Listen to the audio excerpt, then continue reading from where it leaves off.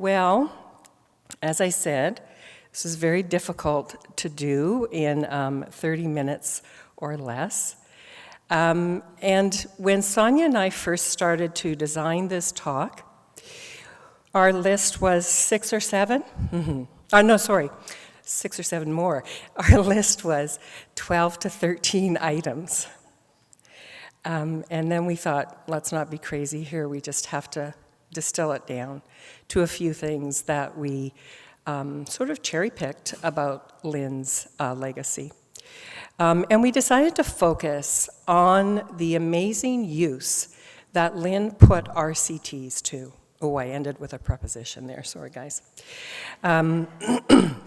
So she used RCTs and she designed them elegantly to inform educational policy and practice.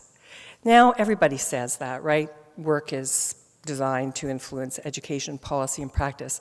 But we're going to show you a few examples of how she just did this in a way that was always focused on serving children. So a real education and policy practice implications. We're going to talk a little bit about how she addressed the vexing issues of comorbidity and transfer, how she manipulated learning-related variables from cognitive and developmental theories of mathematical learning, and then with those findings feeding back into theory, how she answered why treatments work, so causal questions, not just what questions, and then identifying for whom treatments work. And then we're going to conclude with a few of our personal reflections about Lynn as our collaborator. So, in terms of informing educational policy and practice, Lynn paid attention to achievement gaps.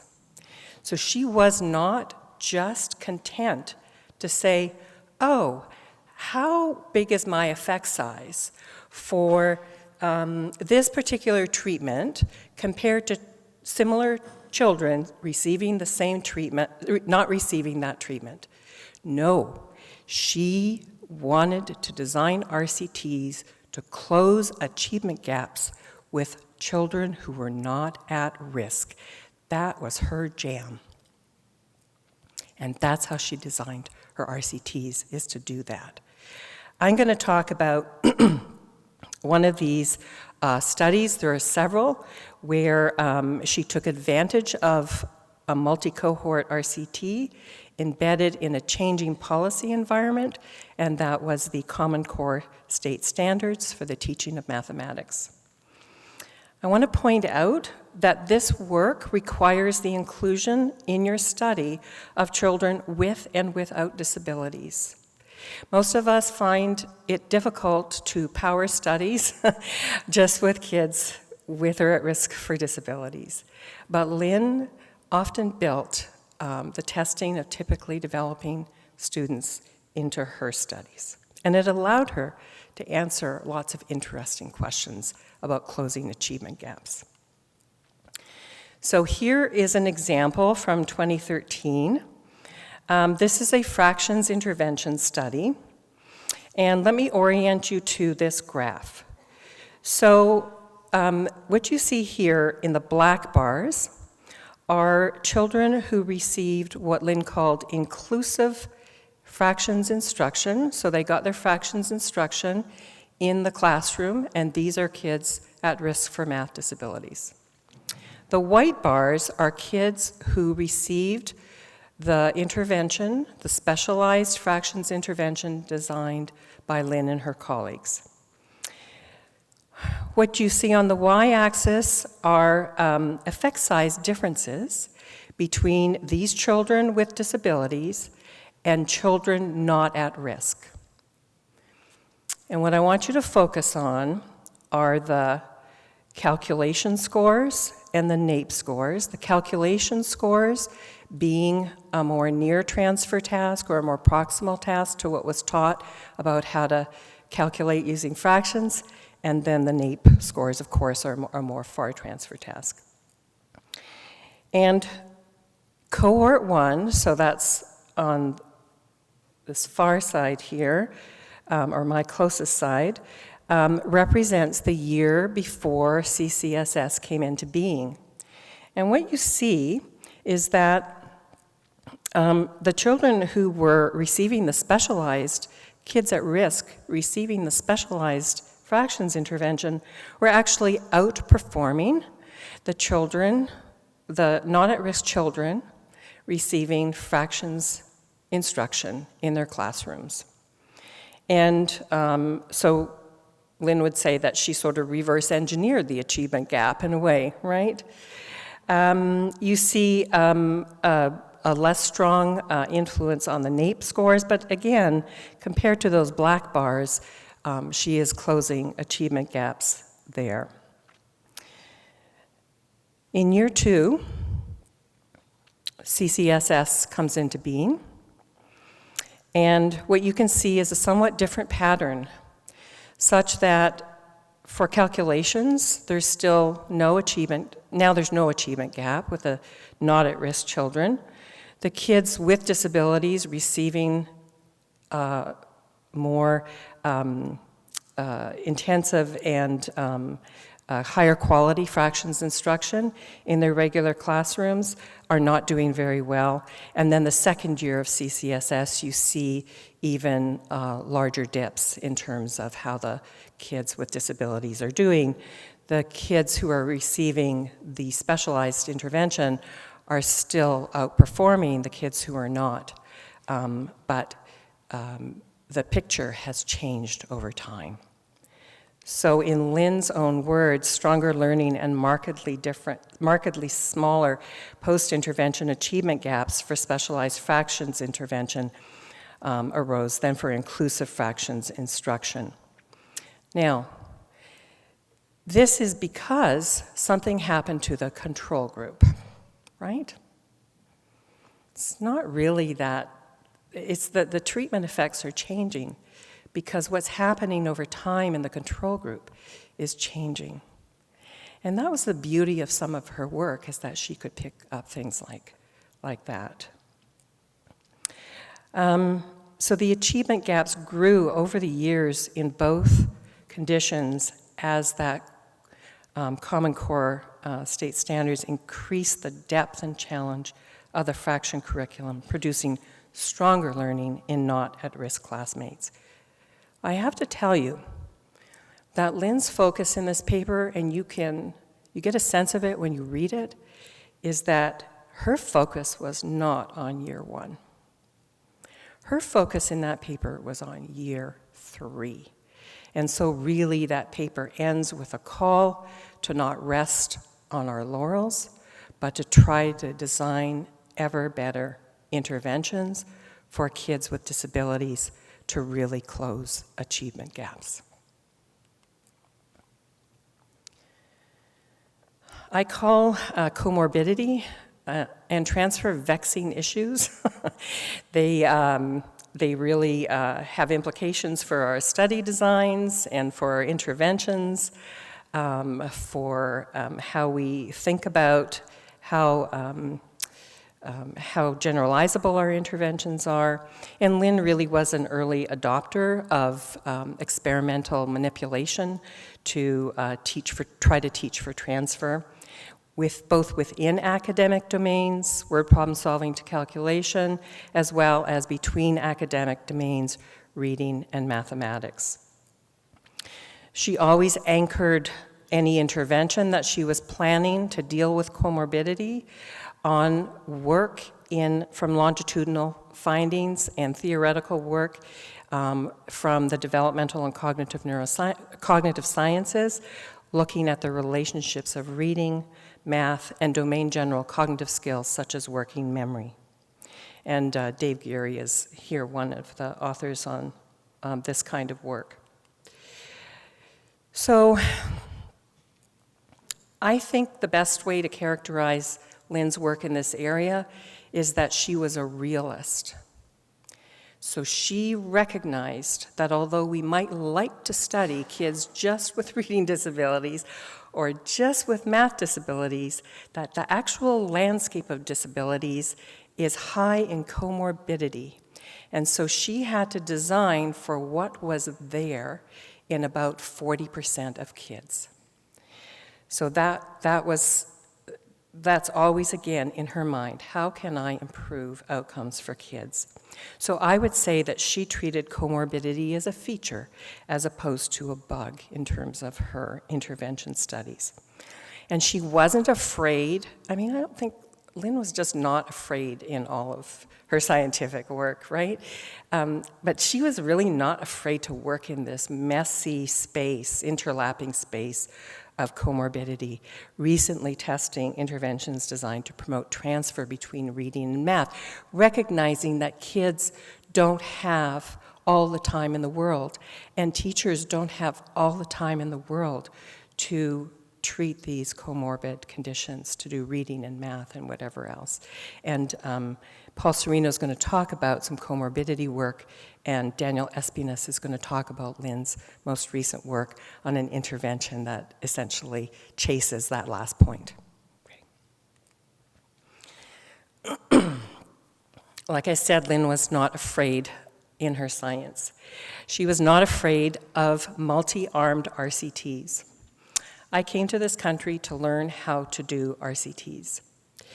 And when I did my first RCT, the person who I was talking to said, I want to do these 3 conditions.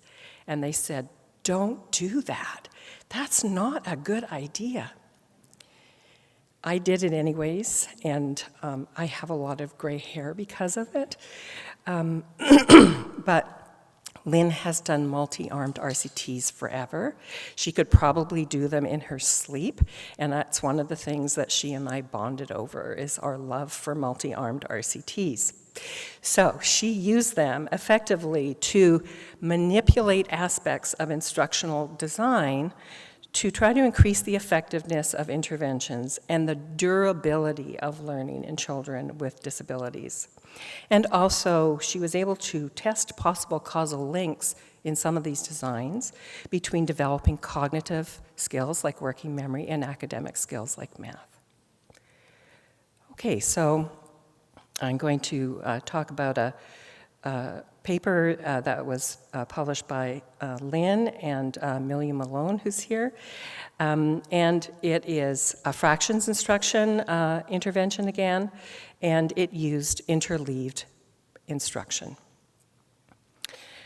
Interleaved instruction, or interleaved practice, is a concept from the cognitive sciences that essentially has shown in several studies with typically developing adolescents and adults, and some children as well, that interleaving of instruction in something like arithmetic operations, addition, subtraction, multiplication, division, that interleaving during learning, so learning addition, subtraction, multiplication, division together,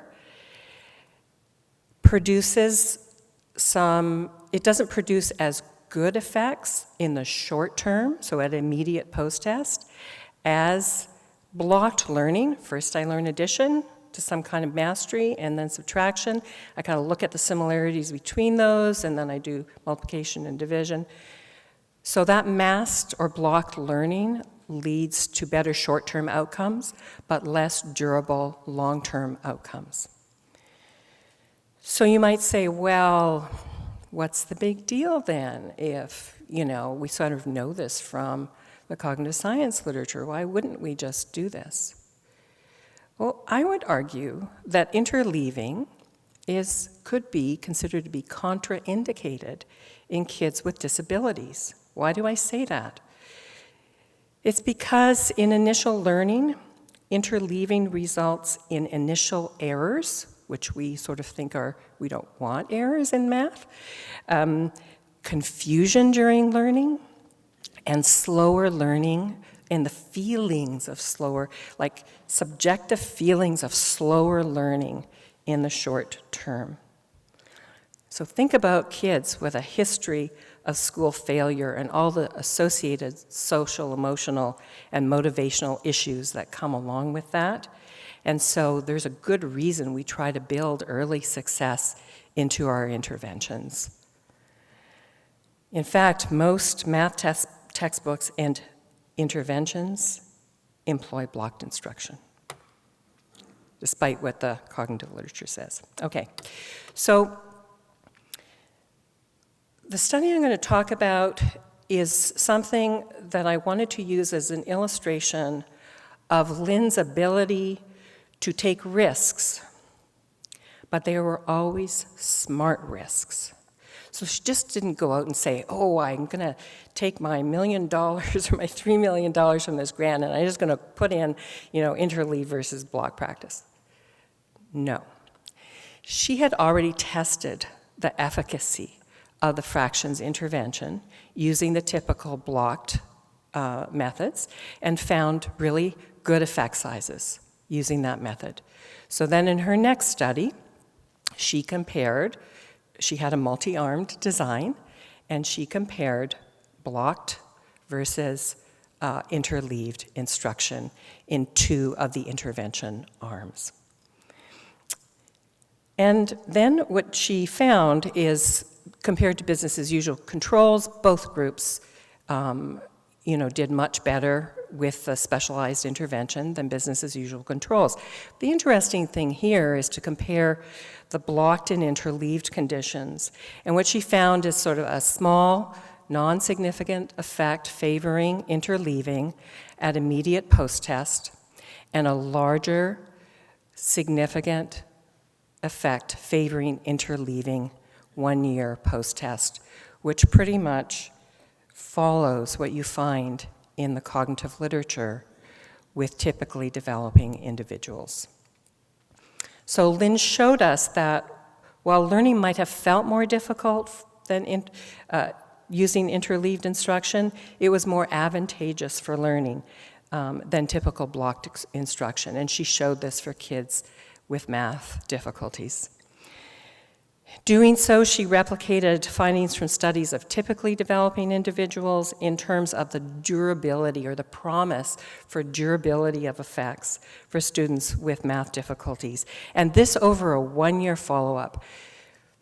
Again, I think a 1 year follow-up says to me that she is interested in understanding whether or not these interventions don't just work 3 weeks after the intervention is concluded, but whether her interventions have set kids up for success with a foundation that then they can then use that in their next year of math instruction to keep learning.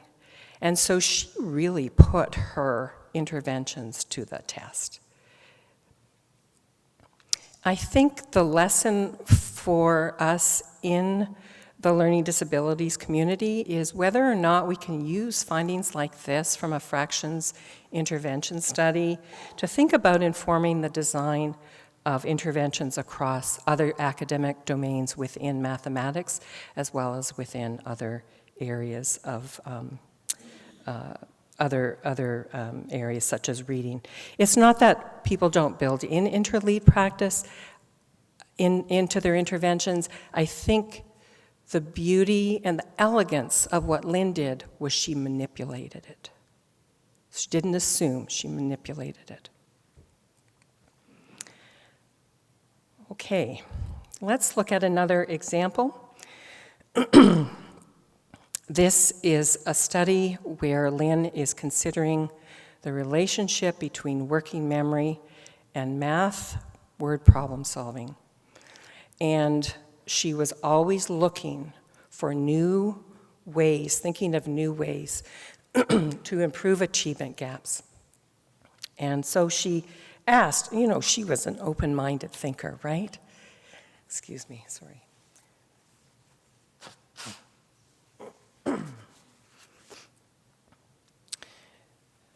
So we have meta-analyses that show, correlational meta-analyses showing that there is an association of working memory with most aspects of mathematics. But then there's these other meta-analyses that show a lack of what we would call far transfer of working memory intervention to math outcomes. And so when you see those sorts of things, you start in combination, you start to think, maybe that connection between working memory and math is not really causal. So that would say it's not a good basis. We shouldn't be doing working memory training to improve mathematics. And I would argue that based on Lynn's findings. I'm just going to talk about what her approach was here. So she looked, and Don Compton mentioned this yesterday about Lynn saying, well, someone has to produce the effect sizes to go into meta-analyses, right? And Lynn looked at all of the studies in these meta-analyses, and she noticed some interesting patterns. What she noticed is that almost all of the studies were with children who did not need intervention for working memory or for math. Furthermore, none compared working memory intervention to math intervention for outcomes on working memory or math. So there isn't that meta-analysis as far as we know. And most of the studies looked at far transfer to calculation outcomes and not to math outcomes that hypothetically might be more strongly related to working memory, i.e. math word problems. So Lynn's innovations here in this study, again, it's a multi-armed RCT, was to compare the effects of a working memory intervention of math problem-solving intervention on both working memory and mathematics outcomes. Furthermore, in mathematics on both calculations and word problem-solving outcomes in children with math difficulties. And this allowed her, the way she designed her RCT allowed her to test two equally plausible but not typically considered hypotheses about skill development. Oftentimes, I think we have a bias to say something like working memory, the direction of the effect, if there is a causal one, works from working memory to math. But it could be the other way around too, of course, or bidirectional. So this allowed her to ask, does an intervention that improves working memory lead to improvements in mathematics in children with math difficulties? Does an intervention that improves math word problems lead to improvements in working memory for children with math difficulties? Measuring both mathematics and working memory, not just at pretest, but at pretest and post-test, and including a delayed post-test of mathematics outcomes to test hypothetical causal mechanisms. And here I'm going to turn it over to Sonya.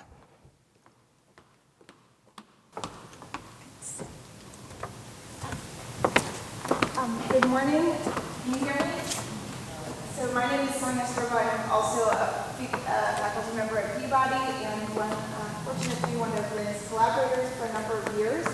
And I want to talk to you first about Lynn's commitment and passion for understanding why her treatments work and unpacking the mechanisms through which her treatments work, often with mediation analyses.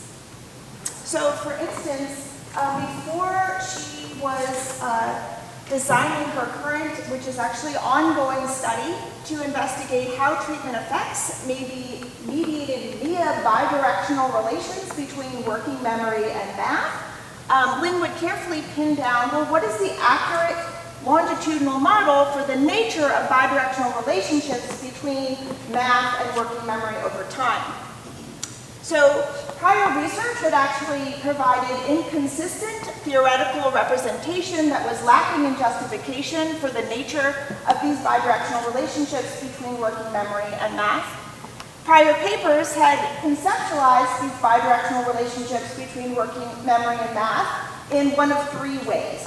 So they either conceptualized that the level of one construct at time t was predicting the level of the other construct at time t plus 1, or they were conceptualizing that the level of one construct at time t was predicting change in the other construct from times t to t plus 1, or they were conceptualizing the change in one construct from times t to t plus 1 is predicting change in the other construct from times t plus 1 to t plus 2. But within a single study, prior research had not justified which of the chosen models are they actually fitting vis-a-vis each of the others, and not had empirically compared each of those competing theoretical representations within a single study.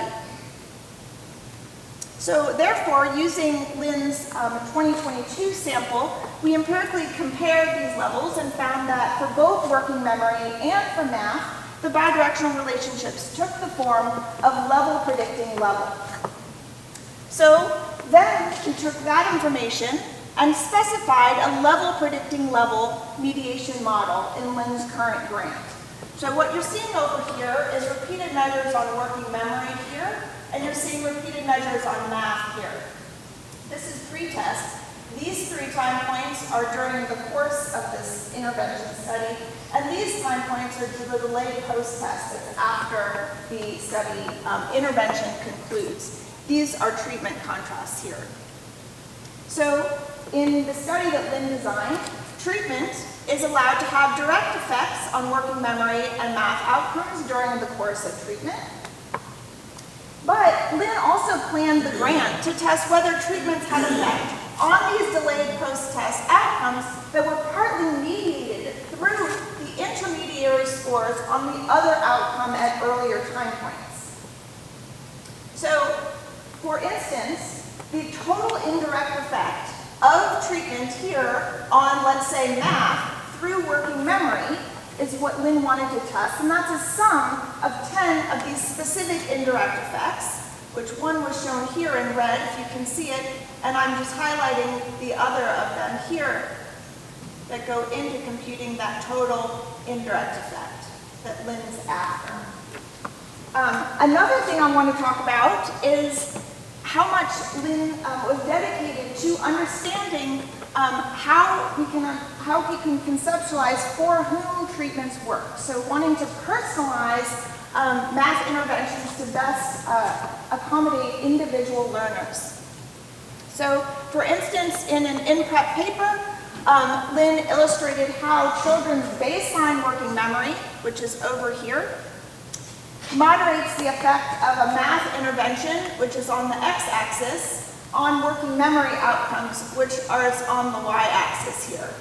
And in her study, effects of math intervention were significant on working memory for students whose baseline working memory score were at the 44th percentile of a general student body population or below. Other avenues through which Lynn pursued these questions of for whom treatment works the best involved her, together with Doug, even commissioning a special issue of Exceptional Children entitled On the Importance of Moderator Analysis in Intervention Research. It was developed in order to showcase applications and also new methods for investigating what are often called aptitude by treatment interactions, ATI. So classic literature on aptitude by treatment interactions assumes that this treatment effect is a linear function of aptitude. But we explained in this special issue that when this function relating aptitude on the x-axis to achievement on the y-axis has floor effects here and ceiling effects here, those educational intervention effects may all actually change non-linearly as a function of aptitude. So what you're seeing here is the biggest treatment effect here is for children who have middle ability in this plot. So treatment is moderating the parameters of this nonlinear curve. I want to conclude with some of my personal reflections and gratitude on Lynn as a collaborator. I was privileged to work with her on a number of projects over 10 years.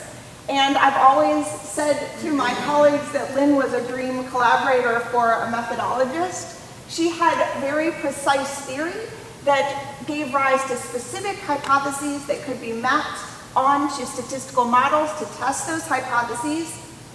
She thought things through up front, an appreciated inclusion of diagrams as well as mathematical expressions for models and hypotheses tested, so those could be unambiguous for reviewers and readers.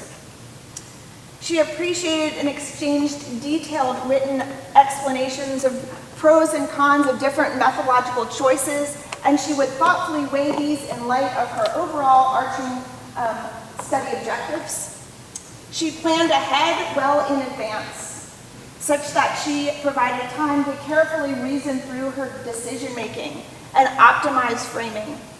And she maintained consistent core study objectives from the design phase all the way through the data analysis phase. Lynn knew how to convey to others what was important and impactful. Just want to give you a recent anecdote. After receiving reviews of our final paper, she wrote to our co-authors, I think the AE's request would undermine the focus of the planned study. Our study goes from adequately powered to inadequately powered and would make this already long paper more complex and long, which I think is always bad. And then she diplomatically explained to the journal why she was withdrawing the paper, upon which point the editor reevaluated the decision, siding with Lynn. Lynn was just so impressive and so warm. I loved her style of nailing down all the details in writing. I miss her greatly. And when I see her name among my emails, I feel a pang, but I also feel this sense of gratefulness and appreciation for having been able to work with her for all these years. Thank you.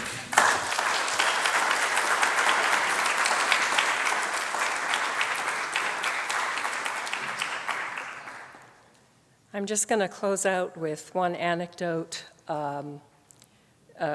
in terms of my memory of Lynn. She always got right to the heart of issues for children with learning disabilities in ways that I think, for me, blurred the distinctions between science and practice. So when we were planning interview questions for the head of the Roberts Academy and Dyslexia Center, she gently prompted us in an email in this very clear-headed way.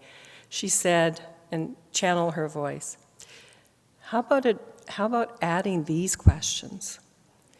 Explain your vision for how the typical school day and school week would be organized in a school for children with dyslexia.